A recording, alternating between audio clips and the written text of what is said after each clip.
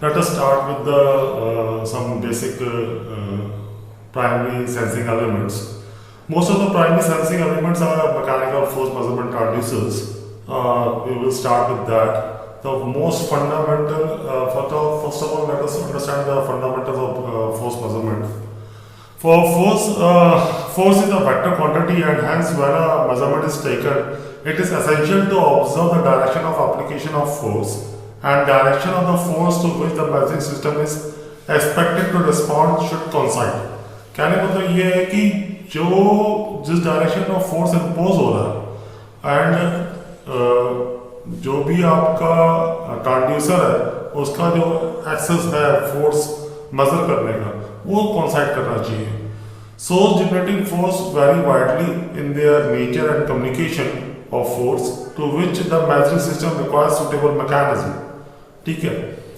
Alternative दूसरा हम लोग ये चाहेंगे कि जो मेरा फोर्स मेजरिंग एलिमेंट है, ठीक है, वो अगर फोर्स जनरेटर का इंटीग्रल पार्ट हो तो और अच्छा है. ठीक है.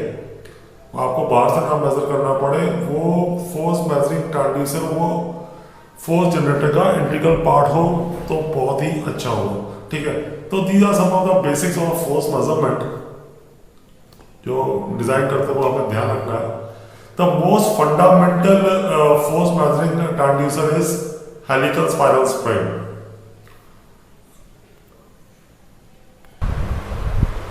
ओके.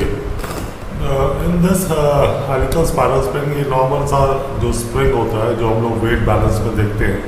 ठीक है. आपने कभी देखा होगा कि जो घर पे एलपीजी सिलेंडर देने आते हैं जो मेजर करते हैं, खूंटा टाइप का होता है, स्प्रिंग लगा होता है and there is a gauge over there जो मीटर रीडिंग दे रहा होता है. तो उसमें जो स्प्रिंग लगा होता है that is nothing but helical spiral spring. ठीक है. ये नॉर्मली स्प्रिंग बैलेंस में यूज करते हैं due to measure the weight of the bodies. Weight under measurement is balanced by the restoring force of the spring. Okay, the helical spiral is in fact a common element in most of the instrumentation system for reason of its compactness and linearity in its characteristics. ठीक है. बहुत compact होता है और अपने range में वो अपनी characteristics एकदम linear दिखाता है. ठीक है.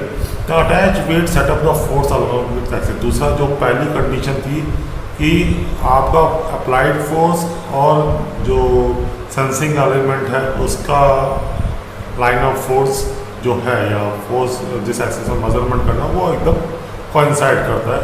With one end rigidly held the elongation of the spring along its axis due to the application of force serve as a displacement signal for further processing of for indicating purpose.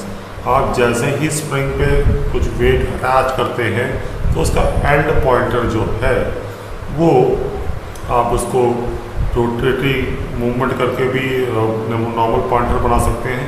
दूसरा अगर digital display करना है तो you can connect it to a linear potentiometer and from that you can vary the current and can make a display. ठीक है.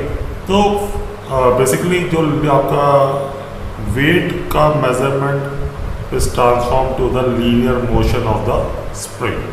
Okay.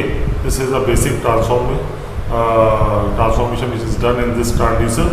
तो इसमें जो मेजरमेंट्स हैं जो मैथमेटिकल पार्ट है let us see that the helix angle alpha is kept within 6 degree.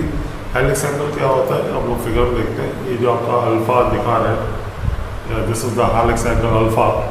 ठीक है. This is the helix angle alpha.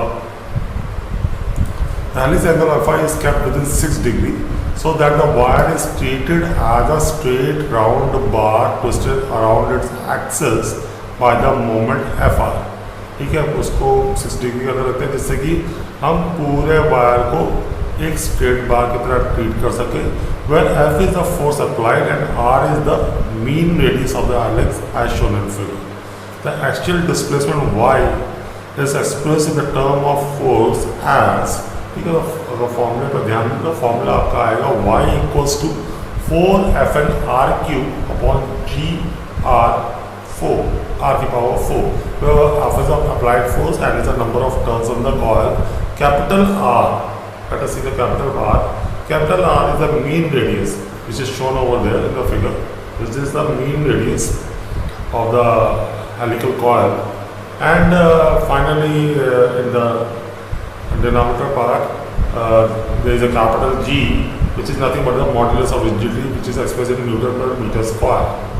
Okay, and small r is the radius of the wire, which is shown over here in the figure, which is 2r. Okay, the diameter of the wire is 2r, so therefore it is the radius of the wire. तो आपका helical spiral spring का जो displacement हो रहा है due to the force applied at the end of the spring, you can see in the figure the displacement is wise calibrated on the scale over there.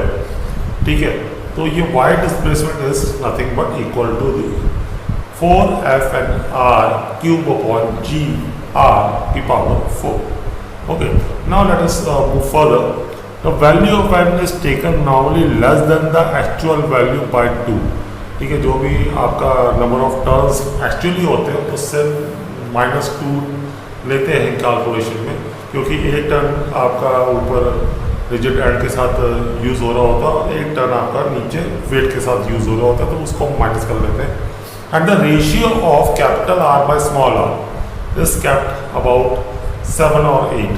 Capital R और small r का जो ratio होता है 7 से 8 के बीच में रखा जाता है. And the maximum stress in the wire cross section is given by, तो मैक्सिमम स्ट्रेस उस वायर क्रॉस सेक्शन पे आता है that is given by sigma max 2FRK upon pi r cube. बाकी सारे पैरामीटर्स वही हैं जो अभी एक्सप्लेन किए, where K is a constant depending on the ratio of R by R and is approximately 1.2 for the ratio of 7 और 8. ठीक है, ये कांस्टेंट K जो है 1.2 रखा जाता है for the ratio of capital R to small r 7 और 8 के लिए. अगर आपको और इलास्टिक स्ट्रेंथ की रिक्वायरमेंट है तो आप क्या करेंगे कि आप स्क्वायर क्रॉस सेक्शन के स्प्रिंग भी यूज़ कर सकते हैं. ठीक है, और हेलिकल कॉइल्स में हम लोग टर्न हाफ टर्न क्लॉकवाइज लेते हैं and half anti clockwise move करते हैं. These are the some of the specification of helical spiral springs, and these are the calculation of maximum stress and maximum wide displacement.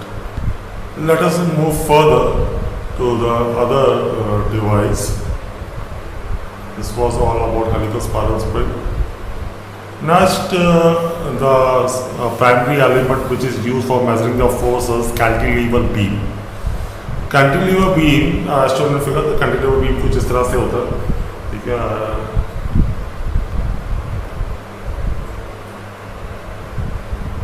you can see this cantilever beam which is having of length एक metal की plate type की होती है. ठीक है, जो length L है and having a thickness T and having a breadth B which is not shown over here.